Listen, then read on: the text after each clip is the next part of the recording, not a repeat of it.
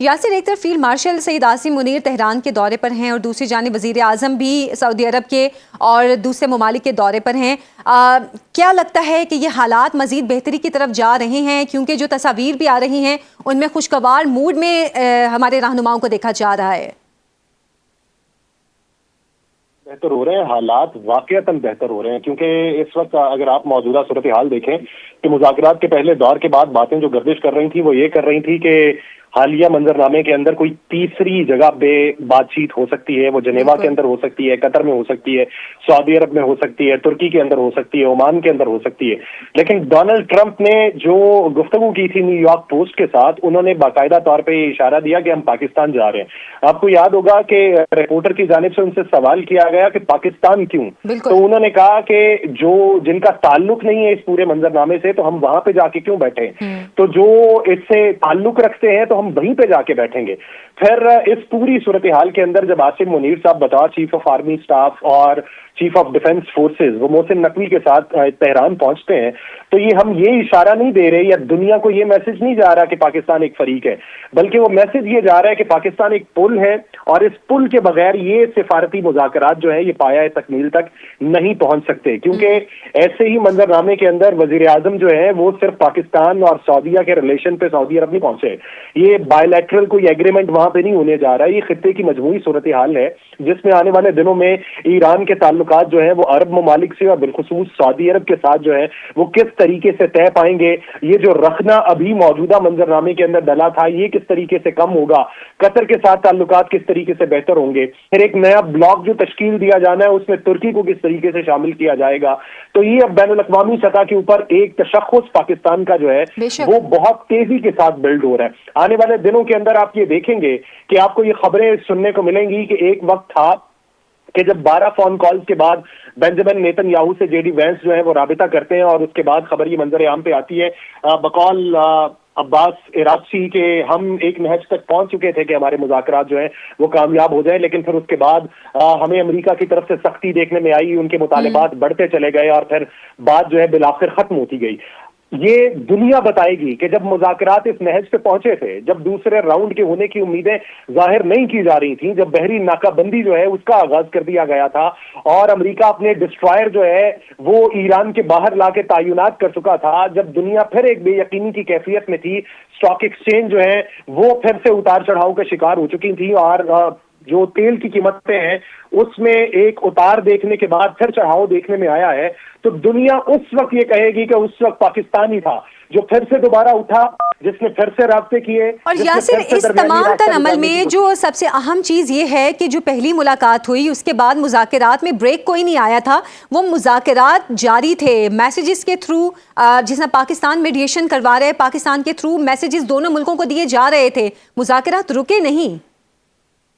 मुज़ाकरात नहीं रुके, लेकिन आप ये देखिए कि जब दो ताकतें या दो दुश्मन आपस में बैठ के बातें करते हैं और वो अगर उठ के चले जाएं और फरीक जो तीसरा उसके अंदर मौजूद है बतौर सालिस, वो उस पर खामोशी इख्तियार कर ले, जो हमने हिफ्ज़े मातकद्दुम खामोशी इख्तियार की कि अगर इन दोनों फरीकैन की बात आपस के अंदर जारी है तो हम वो निकात खोल के दुनिया को ना बताएं। लेकिन उस खामोशी का दुनिया ने गलत फायदा उठाया और कुछ और ताकतों ने, हमारे खित्ते के अंदर ऐसी ताकतें मौजूद हैं जिन्होंने उसको कोई और मान दिए और ये कहा कि पाकिस्तान इसके अंदर नाकाम हुआ। उन्होंने कहा कि पाकिस्तान जो है ये इस पूरे अमल को पाया तकमील तक नहीं पहुंचा सका। तो उस तवक्कुफ के अंदर जो सरगोशियां जारी थी दुनिया में वो इस पूरे अमल को सबूताज कर सकती थी और फिर उसके अंदर कोई इकदाम ऐसा उठाया जा सकता था कि जिससे इस पूरे अमल को रोक दिया जाता, लेकिन बुर्दबारी का मुजाहिरा किया गया और उस बुर्दबारी के मुजाहिरे में हमने इस बात को यकीनी बनाया दुनिया के साथ रवाबित करके कि कोई ऐसा उनसर नुमाया ना किया जाए, कोई ऐसा रखना ना डाला जाए, कोई ऐसा इकदाम ना उठाया जाए कि जिससे दूसरा जो राउंड है वो मुतासिर हो सके। अंसारी साहब, इस वक्त पाकिस्तान की दो अहम रहनुमा, मिलिट्री क़यादत और हमारी जो पॉलिटिकल क़यादत है, दो अहम मुल्कों के दौरों पर हैं। सूरत हाल ऐसा लग रहा है कि अब मुज़ाकरात की तरफ या मामलात हल करने की तरफ जा रही है। ये उम्मीद करें हम कि आने वाले हफ्ते में कुछ अच्छी खबरें आएंगी। बिल्कुल आप राइट ऑन द मनी है और हमें यही अब लग रहा है कि आने वाले हफ्तों में या दिनों में कोई बहुत अच्छी खबरें आएंगी। देखें, बहुत लंबा जो है ना एक ये कॉन्फ्लिक्ट है, 47 साल की इसकी हिस्ट्री, और अगर आपको याद हो तो जो वियना में 2013 में मुज़ाकरात शुरू हुए थे ईरान, अमेरिका और यूरोपियन यूनियन के, उनको 2 साल लगे थे किसी एंड तक पहुंचने में। तो अगर हमारा ये ख्याल है कि 2 हफ्तों में चीजें सारी तय पा जाएंगी, तो उसको थोड़ा सा हमें देखना चाहिए कि इसमें बहुत प्रोसेसेस जो हैं वो इन्वॉल्व होते हैं, बहुत सारी एफर्ट्स इन्वॉल्व होती हैं। आपको तो इस वक्त जो इमेजेस इस वक्त जो हमें नजर आ रहे हैं, मेरा नहीं ख्याल कि दुनिया में कहीं पे भी और इस तरह के इमेजेस होंगे। कोई और मुल्क इस पोजीशन में है कि बेअत वक्त उनके आर्मी चीफ जो है ईरान में है, उनके प्राइम मिनिस्टर सऊदी अरब में, और उनके फाइनेंस मिनिस्टर जो है वो वाशिंगटन डीसी में। आज उनकी वहां पे जो सेक्रेटरी ऑफ कॉमर्स है अमेरिका के, उनसे मुलाकात हुई है। तो इस पूरे जो जितने बड़े बड़े प्लेयर हैं इस खित्ते के या इस पूरे कॉन्फ्लिक्ट के, एक को छोड़ के जिसके साथ हमारे कोई ताल्लुकात नहीं है, बाकी हर जगह पे इस वक्त रियासत पाकिस्तान के नुमाइंदे और बड़े हाई लेवल के नुमाइंदे जो हैं वो वहां पे मौजूद हैं। तो this gives you a central इस वक्त जो है दुनिया में लाइन। लेकिन बिल्कुल अभी पिछले 2-4 दिनों से और खासतौर पे पिछले 24 घंटों का अगर हम देखें तो प्रेसिडेंट ट्रंप ने भी इसकी तरफ इशारा दिया। फिर डीजे वैंस जो उनके यहाँ पे उनके हेड ऑफ डेलीगेशन थे, उन्होंने जो आज सुबह बात की उसमें भी उन्होंने ये कहा कि हम एक बड़ा पॉलीएस्टिक जो है वो करना चाह रहे हैं एग्रीमेंट विद ईरान, जिसमें के बहुत सारी चीजें शामिल होंगी, सिर्फ जंग शामिल नहीं होगी। तो इस वक्त और फिर ईरान ने ये बताया कि उनका अमेरिका के साथ जो भी बातचीत हो रही है वो पाकिस्तान के थ्रू हो रही है, कि मैसेज पाकिस्तान को वाशिंगटन डीसी से आता है, फिर यहाँ से तेहरान जाता है, तेहरान से वापस यहाँ पे आता है और फिर वहां पे जाता है। लेकिन इस वक्त जो मुझे लग रहा है जो कि इस वक्त क्योंकि सूरत हाल कोई बड़ी अहम डेवलपमेंट होने जा रही है, कोई बड़ा अहम मैसेज है कि जिसके लिए हमारे army chief field marshal Asim Munir साहब को जाना पड़ा। तो मेरा ख्याल है कि कोई बहुत बड़ी डेवलपमेंट होने जा रही है। ऑन साइद साहब, आपसे मैं यही सवाल करना चाह रही हूँ, अमेरिका ने एक तरफ आबनाए हुर्मुज़ को ब्लॉक किया हुआ है और दूसरी तरफ मुज़ाकरात भी चल रहे हैं। अब ईरान की जानिब से भी इस पर रद्द-ए-अमल आया है कि अगर अमेरिका ने इसी तरह ब्लॉकेट को कायम रखा तो वो फिर बहरा ओमान की जानिब जो है वो रास्ते बंद करेगा। तो फिर ये मुज़ाकरात क्या इसी तरह चलते रहेंगे या अमेरिका को जो बंद किया हुआ है आबनाए हुर्मुज़ को उसको खोलना पड़ेगा? बिल्कुल, देखिए ये पोस्चरिंग होती है। ये अब जब आपने टेबल पे बैठना है तो आपने ये भी बताना है कि ग्राउंड पे कौन पावरफुल है, कौन वहां पे अपने आप को एक्सर्ट कर सकता है। आपने मैक्सिमम अगर आपने टेबल पे बैठ के कोई कंसेशंस लेनी है तो उसके लिए जरूरी है कि आप अपनी पावर शो करें। ये पोस्चरिंग के बगैर हो नहीं सकता। देखें, ईरान ने इससे पहले अपनी पावर दिखाई कि वो अपने हुर्मुज़ को बंद कर सकता है और सिर्फ ईरान की तजारत जा सकती है। उसके जवाब में अमेरिका ने बताया कि वो सारी की सारी तजारत को बंद कर सकता है, खासतौर पे ईरान की तजारत को। तो दोनों को अब समझ आनी चाहिए या आ रही होगी कि ये एक किसी मुल्क या एक अगर बंद करेगा तो दूसरा भी करेगा। तो पावर जो पोजीशन है इस वक्त वो डिटरमिन करती है टेबल्स पे कि आप किस तरह की कंसेशन देते हैं या लेते हैं। इसीलिए देखें कि अब हमारे आर्मी चीफ जो है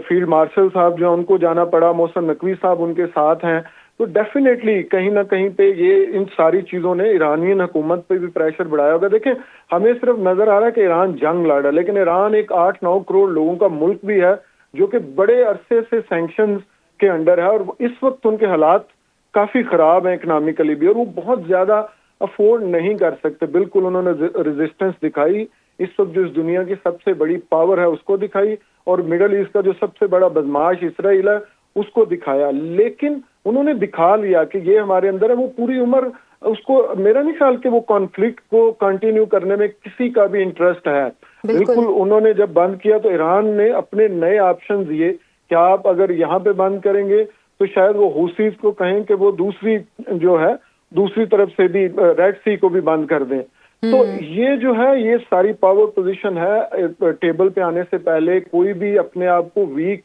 शो नहीं करना चाहता ताकि टेबल पे वो मैक्सिमम गेन्स ले सकें, मैक्सिमम जो है वो अपने मुल्क के लिए या अपने अलाइज के लिए मैक्सिमम चीजें जो है उसमें से एक्सट्रैक्ट कर सकें जो गुफ्तगू होगी। आज बाकिर कालीबाफ की भी मुत्तहिदा अरब अमारात के जो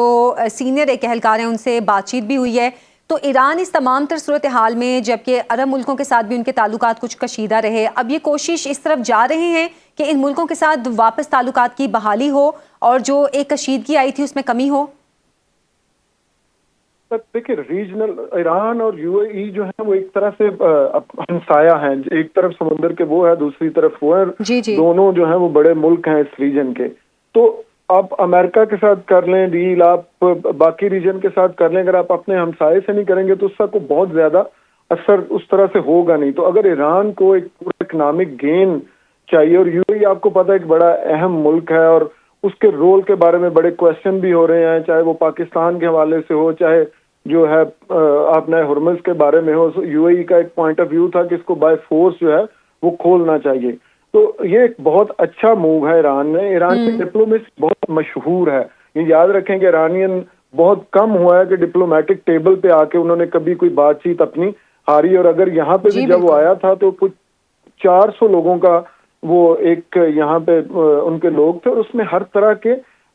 जो है वो शामिल थे माहिर, उसमें आपके फाइनेंस के लोग थे, उसमें आपके डिफेंस के लोग थे, और उन्होंने बड़े अच्छे तरीके से अपना पॉइंट ऑफ व्यू जो है वो पेश किया। जो आप पिछला सवाल कर रही थी, मैं उस पर थोड़ा सा देखें, जो मुश्तबा खामनाई साहब हैं वो कभी भी नहीं चाहेंगे कि वो अपनी रजीम को या अपना वो जो आयतुल्लाशिप है उसको पॉइंट ऑफ वीकनेस से शुरू करें, और अपने एलाइज को ये किसी किस्म का मैसेज दें कि अब क्योंकि बड़े खामनाई साहब चले गए हैं तो शायद जो नए आए हैं आयतुल्ला वो शायद कोई वीक ग्राउंड पे हैं या अपने एलाइज का ख्याल नहीं रखेंगे। तो ईरान कभी भी नहीं चाहेगा कि इस बातचीत में लेबनान में हिजबुल्ला जो है, यमन में हूसी, और इराक में जो उनके एलाइज हैं उनको किसी किस्म का इससे बाहर रखा जाए। वो कोशिश उनकी मुकम्मल होगी कि पॉइंट ऑफ पावर से वो अपने जो एलाइज हैं उनके लिए भी इसमें से कुछ ना कुछ बेहतर जो है वो डील ले।